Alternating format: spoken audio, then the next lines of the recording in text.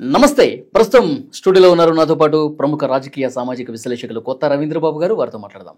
రవీంద్రబాబు గారు నమస్కారం సార్. నమస్తే వలి. రవీంద్రబాబు గారు, ఆంధ్రప్రదేశ్లో లిక్కర్ కేసులో వరుస అరెస్టులు జరుగుతూ ఉన్నాయి. సిట్ ఎంత వేగంగా విచారణ చేస్తుందో ఈ అరెస్టులను చూస్తే అర్థమవుతోంది. ఎంపీ మిథున్ రెడ్డి అరెస్ట్ అయ్యాడు, రాజమండ్రి సెంట్రల్ జైల్లో ఉన్నారు.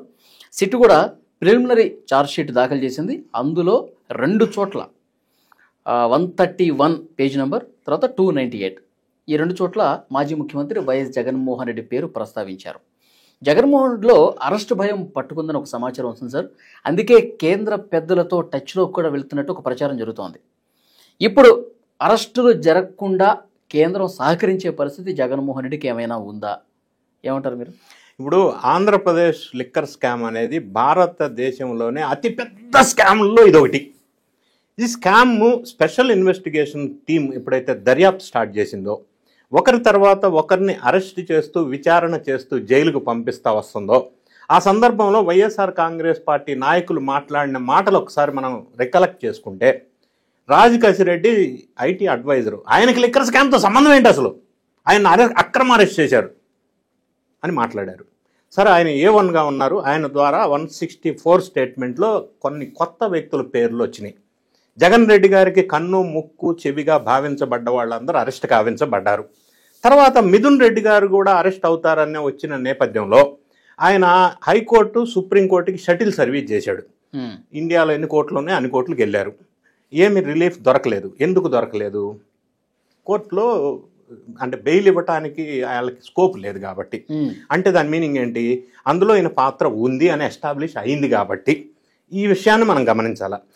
మిథున్ రెడ్డి గారు అరెస్ట్ చేయడానికి లేకపోతే ఆ పేరు ప్రస్తావన వచ్చినప్పుడు జగన్ రెడ్డి గారు లాంటి వాళ్ళు ఏమన్నారు, ఆయన రాజంపేట ఎంపీ, ఆయనకేం సంబంధం అసలు ఆంధ్రప్రదేశ్ లిక్కర్ స్కామ్కి అన్నాడు. మరి ఏమి సంబంధం లేకపోతే PLR projects private limited, Shivashakti dairy అనే వాళ్ళ కుటుంబ సభ్యులకు చెందిన సంస్థల్లోకి లిక్కర్ స్కామ్ అమౌంట్ ఎందుకు వెళ్ళింది? ఇదే విధంగా మిథున్ రెడ్డి గారు 2024 ఎలక్షన్ అఫిడవిట్లో కూడా ఈ అమౌంట్ వాళ్ళ సంస్థల్లోకి వచ్చినట్టుగా చూపించారు. ఎవిడెన్స్ ఉంది.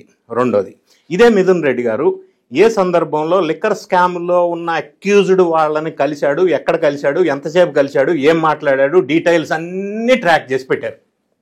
ఎవిడెన్సెస్ ఎస్టాబ్లిష్ అయినాయి, టెక్నికల్ డాక్యుమెంటరీ ఎవిడెన్సెస్. ఈయన తప్పించుకోవడానికి వీల్లేదు. కాబట్టే బెయిల్ కోసం అప్పీల్ చేసినప్పుడు జ్యుడిషియల్ రిమాండ్కి ఇచ్చే సందర్భంలో మిథున్ రెడ్డి గారు లాయర్స్ వాదించిన అంశాన్ని ఒకసారి మనం పరిగణలోకి తీసుకుంటే, వాళ్ళు స్పెసిఫిక్గా ఒక పాయింట్ నెంబర్ 1 ఏం చెప్పారంటే, అన్ని సెక్షన్స్తో పాటుగా ఈయన అరెస్ట్ చేసింది క్రైమ్ నంబర్ 21/2024. ఇందులో అన్ని సెక్షన్స్తో పాటుగా సెక్షన్ 409 కూడా ఈయన మీద పెట్టడం జరిగింది. సెక్షన్ 409 అంటే క్రిమినల్ బ్రీచ్ ఆఫ్ ట్రస్ట్. అంటే ఈ సెక్షన్ కింద కేసు పెడితే 10 సంవత్సరాల నుంచి జీవిత ఖైదు వరకే శిక్ష పడే సెక్షన్ ఇది. కాబట్టి ఈ సెక్షన్ అభ్యంతరం పెట్టారు వాళ్ళు. సరే, కోర్టు వాళ్ళు అది వినలేదు, అది వేరే విషయం. సెకండ్ పాయింట్, సరే అయిపోయింది, అరెస్ట్ తప్పదు అని వీళ్ళు కూడా డిసైడ్ అయ్యారు కాబట్టి రిమాండ్ నెల్లూరు జైలుకి ఇవ్వండి అని అడిగారు. అట్లా ఎందుకు అడగటం? అంటే డిసైడ్ అయిపోయారు కదా. ఎందుకు డిసైడ్ అయ్యారు? పాత్ర ఉంది కాబట్టి. ఉందని చిట్టువాళ్ళు నమ్మారు, వీళ్ళు కూడా నమ్మారు కాబట్టి నెల్లూరు జైలు ప్రపోజ్ చేశారు వీళ్ళు. సరే, కోర్టు వాళ్ళు రాజమండ్రి ఇచ్చారు, అది వేరే విషయం. ఈ విధంగా సంఘటనలు జరుగుతున్నాయి. నెల్లూరు అడగడానికి రీజన్ ఏంటి సార్? నెల్లూరు అడగటానికి, నెల్లూరు అంటే మందే కదా, మన ఏరియా కదా, అక్కడ మన ప్రభావితం చేత కొన్ని ఫెసిలిటీస్ ఏమైనా ఇప్పించుకోవచ్చు. వాళ్ళు చెప్పే రీజన్ ఏంటంటే అది నియోజకవర్గానికి దగ్గర ఉంటుందని. సో రకరకాల రీజన్స్. సరే, కోర్టు వారు వినలేదు, రాజమండ్రి ప్రయాణం పట్టించారు. ఈ సంఘటన జరిగిన తర్వాత వైఎస్ఆర్ కాంగ్రెస్ పార్టీలో గతంలో మాట్లాడినంత వాయిస్ ఇప్పుడు లేదు. కొంత భయంతో కూడిన, ఆందోళనతో కూడిన వాయిస్ వినిపిస్తా ఉంది. వినిపిస్తుంది అని నేను ఎందుకు అంటున్నానంటే, ఈ మధ్య కాలంలో మనం న్యూస్ సునిశ్చితంగా గమనించినట్టయితే జగన్ రెడ్డి గారు ఈ సంఘటన జరిగిన తర్వాత వాళ్ళ పార్టీ కార్యకర్తల్ని తాడేపల్లి ప్యాలెస్లో దిశ నిర్దేశిస్తూ, నన్ను గనక అరెస్ట్ చేస్తే మీ 10 మంది ఎమ్మెల్యేలు రిజైన్ చేయండి అని ఒక ప్రస్తావన తీసుకొచ్చినట్టుగా వార్తలు చక్కర్లు కొడుతున్నాయి. అంటే జగన్ రెడ్డి గారు అరెస్ట్ చేస్తారు అని ఆయనకి ఏమన్నా డౌట్ పడుతున్నాడా? అంటే నమ్ముతున్నాడా? అందుకే అరెస్ట్ అయితే తదనంతరం చేసే రాజకీయ వ్యూహం ఎలా ఉండాలనేది శ్రేణులకి ఈయన నిర్దేశిస్తున్నాడని వెలుగులోకి వస్తూ ఉంది. రాజకీయంగా రాష్ట్రంలో ఏదో ఒక రెండు సంచలనం. ఒకటి, రాజకీయంగా అలజడులు సృష్టించాలి, ఇప్పుడున్న ఎన్డీఏ ప్రభుత్వాన్ని బ్లేమ్ చేయాలి, శాంతి భద్రతల సమస్య సృష్టించాలి, ప్రజల్లో మళ్ళీ రివర్స్ తీసుకురావాలన్న ఒక వ్యూహంలో భాగంగా ఇటువంటి అంటే డిఫరెంట్ ఐడియాస్ ఈయన ప్లానింగ్ వ్యూహాలు పన్నుతున్నారు అన్నట్టుగా. అయితే ఇంకో చర్చ కూడా బలంగా జరుగుతుంది సార్. రేపు మాపు ఆయన ఢిల్లీ వెళ్ళబోతున్నారు, అక్కడ ఆల్రెడీ అపాయింట్మెంట్ అడిగినట్టుగా తెలుస్తుంది. వాళ్ళు ఇస్తారా లేదన్నది కూడా కొంచెం క్లారిటీ రావాల్సి ఉందంట. ఒకవేళ ఇస్తే ఎక్కడ ఆంధ్రప్రదేశ్లో ఉన్నటువంటి కూటమి ప్రభుత్వం, ముఖ్యంగా తెలుగుదేశం, చంద్రబాబు నాయుడు గారు వీళ్ళంతా కక్షపూరితంగా వ్యవహరిస్తూ ఉన్నారు. అన్ని వరుసగా 11-12 మంది అరెస్టులు జరిగాయి. రేపు నన్ను అరెస్ట్ చేయబోతున్నారు, దీన్ని కట్టడి చేయండి, ఇంత దుర్మార్గంగా అక్కడ ప్రభుత్వం ఉందని చెబుతూ కంప్లైంట్ ఇస్తూ నేను అరెస్ట్ కాకుండా అయినా కాపాడండి అని చెప్పి అడిగే పరిస్థితి ఉందని చెప్పి ఒక చర్చ ఉంది. ముందు అసలు ఆయన అరెస్ట్ కాబోతున్నారు అని ఆయన అనుకుంటున్నారు అంటే ఆయన విశ్వసిస్తున్నాడు కేసులో ఆయన పాత్ర ఉంది అని, నంబర్ 1. నంబర్ 2, ఆయన అరెస్ట్ కాబోతున్నాడు కాబట్టి ఇటువంటి మాటలన్నీ వెలుగులోకి వస్తా ఉన్నాయి. మొదలు రివర్స్లో ఏదో బ్లేమ్ అది ఇది మాట్లాడారు, ఇప్పుడు ఆ పరిస్థితి లేదు. 3వ అంశం, జగన్ రెడ్డి గారిని అరెస్ట్ చేయాలి అంటే ఇప్పుడు ప్రిలిమినరీ ఛార్జ్ షీట్లో కూడా ఆయన పేరు ప్రస్తావనకు వచ్చింది. అంతిమ లబ్ధిదారుడు జగన్ రెడ్డి గారు అని పేరు ప్రస్తావనకు వచ్చింది. అంటే ఫైనల్ ఛార్జ్ షీట్లో ఇంకా డీటెయిల్స్ వస్తాయి. A41 ఖాళీగా ఉంది అక్కడ పేరు, అది ఏంది వస్తుందో తెలియదు. రెండోది, విజయసాయి రెడ్డి గారు A2గా ఉన్నారు, ఆయన ఈ కేసులో A5 అక్యూజ్డ్ 5. ఆయన ఇంకా విచారణకి రాలా. ఆయన విచారణకి వచ్చిన తర్వాత ఆయన ఇంకెవరి పేర్లు చెప్తాడు, లేదా అప్రూవర్గా మారతాడా? ఒకవేళ మారితే జగన్ రెడ్డికి అరెస్ట్ అనేది అనివార్యం అవ్వచ్చు. ఇన్ని అంశాలను దృష్టిలో పెట్టుకొని జగన్ రెడ్డి గారు అరెస్ట్ కాకుండా ఉండాలంటే options, what are the options left for him? ఒకే ఒక ఆప్షన్ కనిపిస్తూ ఉంది.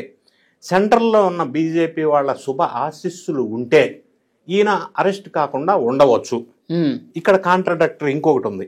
ఈ కేసులో, ఇంత పెద్ద కేసులో అంతిమ లబ్ధిదారుని తేల్చకుండా కేసు క్లోజ్ కాదు. అంతిమ లబ్ధిదారుడు ఎవరో తేల్చవలసిన అవసరం అనివార్యం సిట్కి కూడా. ఇంకొక అంశం, ఎన్ఫోర్స్మెంట్ డైరెక్టరేట్ కూడా విచారణకి సిద్ధమై ముందుకెళ్తా ఉంది. ఇప్పుడు స్టార్ట్ అయింది, ఛార్జ్ షీట్ ఫైల్ అయిన తర్వాత సిట్ మళ్ళీ డీటెయిల్స్ అడిగింది. సిట్ నుంచి డీటెయిల్స్ తీసుకొని ఛార్జ్ షీట్ తీసుకొని అప్పుడు మళ్ళీ వాళ్ళు కూడా స్టార్ట్ చేశారు ఇన్వెస్టిగేషన్. ఇవన్నీ ఒక సైడ్ నుంచి వస్తున్న నేపథ్యంలో జగన్ రెడ్డి గారి మెడకి ఇది చుట్టుకునే అవకాశం స్పష్టంగా ఉంది అని ఆయనకి తెలుసు కాబట్టి దానికి ఒకే ఒక వే అవుట్, బీజేపీ సెంట్రల్ లో సపోర్ట్ అవసరం, శుభ ఆశిష్యులు. సపోర్ట్ చేసే అవకాశం ఉందా అసలు? అంటే 2 అంశాలు ఇక్కడ. బీజేపీకి జగన్ రెడ్డి గారు శత్రువు కాదు, ప్రియమైన శత్రువు. ఓకే, వాళ్ళ ఆశీస్సులు ఎందుకు ఇస్తారంటే బీజేపీ వాళ్ళ రాజకీయ వ్యూహం ఎప్పుడు కూడా చంద్రబాబు నాయుడు గారిని, కూటమిని ఒక్కరినే బ్లైండ్గా బేస్ చేసుకొని వెళ్ళకపోవచ్చు. ప్యారలల్గా ఈయన కూడా కొత్త సహకరిస్తూ ఉండవచ్చు ఫ్యూచర్ అవసరాల దృష్ట్యా. ఓకే, రెండోది అంశం, ఇప్పుడు ప్రస్తుతం ఇమ్మీడియట్గా బీజేపీ ప్రభుత్వానికి సెంట్రల్లో జగన్ రెడ్డి గారి మద్దతు అవసరం లేదు. ఆయనకున్న రాజ్యసభ మెంబర్లు కానీ లోక్సభ మెంబర్లు కానీ అనివార్యంగా ఖచ్చితంగా మద్దతు ఇవ్వాలి అన్న పరిస్థితి లేదు. గతంలో పరిస్థితి వేరే ఉండే, ఇప్పుడు అట్లా లేదు. ఫర్ ఎగ్జాంపుల్, ఉపరాష్ట్రపతి ఎన్నిక ఇప్పుడు ముందుకు వస్తూ ఉంది. ఉపరాష్ట్రపతి ఎన్నిక రాబోయే రోజుల్లో జగన్ రెడ్డి గారి మద్దతు లేకపోయినా ఎన్డీఏ కూటమికి ఉన్న మద్దతుతోటి వాళ్ళు అనుకున్న వ్యక్తికి ఉపరాష్ట్రపతివి క్లియర్ చేయొచ్చు. కాబట్టి అది కూడా అవసరం లేదు. అయినప్పటికీ జగన్ రెడ్డి గారికి మరి ప్రొటెక్షన్ ఇవ్వాలి అంటే స్టేట్లో ఉన్న ఎన్డీఏ ప్రభుత్వ నిర్ణయాన్ని అధిగమించి వాళ్ళు ఆ నిర్ణయం తీసుకుంటారా అనేది ఒక బిగ్ క్వశ్చన్. ఓకే, అంత వీళ్ళని ఎగనెస్ట్గా మరి జగన్ రెడ్డి గారికి ప్రొటెక్షన్ కల్పించకపోవచ్చాము. అలాగని మరి జగన్ రెడ్డి గారిని జైల్లో పెట్టడానికి సహకరిస్తారా అనేది కూడా ఒక బిగ్ క్వశ్చన్. ఎందుకంటే బీజేపీ వాళ్ళ వ్యూహాలు మనకి తొందరగా స్ట్రైట్ గా అర్థం కావు. రాజకీయ వీళ్ళు ప్రెజర్ చేసినంత మాత్రం ఏమన్నా వర్కౌట్ అయ్యే అవకాశం ఉందా? ఇప్పుడు పవన్ కళ్యాణ్ గారిని, చంద్రబాబు నాయుడు గారు కానీ ఇంత ఆధారాలు కనిపిస్తామని మళ్ళీ మనం ప్రజల్లో బ్యాడ్ అవుతాం.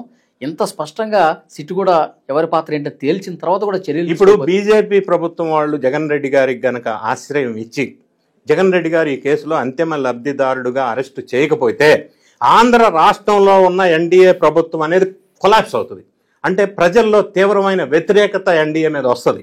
ఓకే, అది ఖచ్చితంగా ఎన్డీఏ ప్రభుత్వం, ఆంధ్రప్రదేశ్ వాళ్ళు బీజేపీ వాళ్ళని ఒప్పించి మెప్పించి జగన్ రెడ్డి గారి అరెస్ట్కి సహకరించమని గతంలో చాలాసార్లు చంద్రబాబు నాయుడు గారు, లోకేష్ విజిట్ చేసి ఆల్రెడీ చర్చలు జరిగినట్టుగా కూడా కొన్ని వార్తలు చక్కర్లు కొడతా ఉన్నాయి. అంటే కేంద్రం ఆశీస్సులు తీసుకునే వీళ్ళు స్టెప్స్ ముందుకు వేస్తున్నారు ఎన్డీఏ వాళ్ళు అని చెప్పవచ్చు. ఓకే. ఆ విధంగానే ముందుకెళ్తున్నారు. ఆ విధంగానే ముందుకెళ్తూనే ఇంత దూరం వచ్చారు కేసు. కాబట్టి ఇంత దూరం వచ్చిన తర్వాత క్లైమాక్స్ లో క్లైమాక్స్ లో జగన్ రెడ్డి గారికి కేంద్రం సహకరిస్తే ఏమైపోతుంది, మొత్తం కొలాప్స్ అయిపోతుంది. ఆ పరిస్థితి జరగకపోవచ్చు. ఒకవేళ జరగకపోతే మరి జగన్ రెడ్డి గారు అరెస్టు అనివార్యమైన పరిస్థితి ఏర్పడవచ్చు. లేదా మరి ఇందులో బాలాజీ గోవిందప్పన్ ఎవరైతే ఉన్నారో అసలు ఆయనకి కేసుకు సంబంధం ఏంటండి నాకు అర్థం కాదు. ఆయన భారతీయ సిమెంట్ లో whole time director, chartered accountant. ఆయనకి లిక్కర్ స్కామ్ ఎందుకు ఇందులో ఒక రోల్ పోషించాడు? ఇంకొక యాంగిల్లో ఆలోచిస్తే ఈ పిఎల్ఆర్ కంపెనీస్కి మిథున్ రెడ్డి గారి కంపెనీకి ఎట్లయితే అమౌంట్స్ వెళ్ళినాయో సూట్ కేస్ కంపెనీల ద్వారా, మరి బాలాజీ గోవిందప్పన్ ద్వారా భారతీయ సిమెంట్ కూడా ఏమన్నా వెళ్ళినా వెళ్తే మరి భారతీ రెడ్డి గారు ఏమన్నా ప్రమేయం ఉంటుందా అనేది కూడా కొత్త చర్చ జరుగుతూ ఉంది. ఇవన్నీ మనం కంక్లూడ్ చేయలేం. కానీ ఈ సిట్టు దర్యాప్తు సంస్థలు కానీ ఎన్ఫోర్స్మెంట్ డైరెక్టరేట్ కానీ వేగవంతంగా దర్యాప్తు జరుగుతున్న నేపథ్యంలో ఇంకా కొత్త మనుషులు ఎవరు ఎంటర్ అవుతారు, ఓకే, ఇంకా కొత్త మలుపులు ఎట్లా తిరుగుతాయి. ఈ మాట ఎందుకు అంటున్నానంటే చెవిరెడ్డి భాస్కర్ రెడ్డి అరెస్ట్ అయినప్పుడు ఆయన ద్వారా ఈ ఎలక్షన్లో కాంటెస్ట్ చేసిన ఎమ్మెల్యేలకి ఎంపీకి డబ్బు పంపిణీ జరిగింది ఎలక్షన్లో. కానీ కొత్తగా వెలుగులోకి ఏమొచ్చింది, Tirupati urban development authority TUDA ఆ నిధుల్ని లిక్కర్ స్కాము దాంట్లో వాడేశారు. ఇది కొత్త కోణం వెలుగులోకి వచ్చింది. తుడాక్ ఏదైతే ఉందో అందులో ఈ లిక్కర్ స్కామ్లో క్యాష్ అటు ఇటు మూవ్మెంట్ చేశారు కదా వెహికల్స్లో, కారుల్లో 5 కార్లు వాడారు. 5 కార్లకి నెలకి 4 కోట్లు పేమెంట్ చేశారు. 5 కార్లకి నెలకి 4 కోట్లు. దీంతో పాటుగా ఒక 50 మంది ఎంప్లాయీస్ని పెట్టారు. ఎంప్లాయీస్ ఉండాలి కదా, క్యాష్ క్యారీ, హ్యాండ్లింగ్. వాళ్ళకి ఒక్కొక్కరికి 50,000 శాలరీ ఇచ్చారు. ఈ ఎక్స్పెన్సెస్ అంతా తుడా నుంచి తీసుకొని పే చేశారు చెవిరెడ్డి భాస్కర్ రెడ్డి నేతృత్వంలో. ఇది ఇంకొక యాంగిల్ లిక్కర్ స్కామ్లో. సో ఇటువంటి కొత్త యాంగిల్స్ ఇంకా ఏమన్నా వస్తాయా ఇంకొక క్వశ్చన్. ఇప్పుడు ఆల్రెడీ దుబాయ్లోను థాయిలాండ్లోను ఒక 8 మంది ఐఐటిఎన్స్ పరారీలో అక్కడ తలదాచుకున్నారు. అది కిరణ్ కుమార్ రెడ్డి కావచ్చు, సైమన్ కావచ్చు, పురుషోత్తం కావచ్చు. ఈ ఐఐటిఎన్స్ని రెడ్ కార్నర్ నోటీస్ ఇచ్చారు. వాళ్ళని వెనక్కి తీసుకొస్తే, వాళ్ళని విచారణ చేస్తే మళ్ళీ ఇంకేమన్నా కొత్త మలుపులు తిరుగుతాయా? అంటే కేసు ఇంకా బలంగా అవుతుంది తప్ప జగన్ రెడ్డి మెడకి చుట్టుకునే ప్రయత్నం, విశ్వ ప్రయత్నం జరుగుతుంది. కాబట్టి మరి అనివార్యమైన పరిస్థితుల్లో జగన్ అరెస్ట్ తప్పదు అని మనకి స్పష్టంగా అనిపిస్తా ఉంది సిట్టు వేగవంతం చూస్తే. చూద్దాం సార్, తర్వాత పరిణామాలు వేగంగా జరుగుతుంది కాబట్టి ఎంతో దూరంలో లేదు, అన్నీ జరిగే అవకాశం కనిపిస్తుంది. అప్పుడు మళ్ళీ మనం మాట్లాడదాం. Thank you very much. Thank you.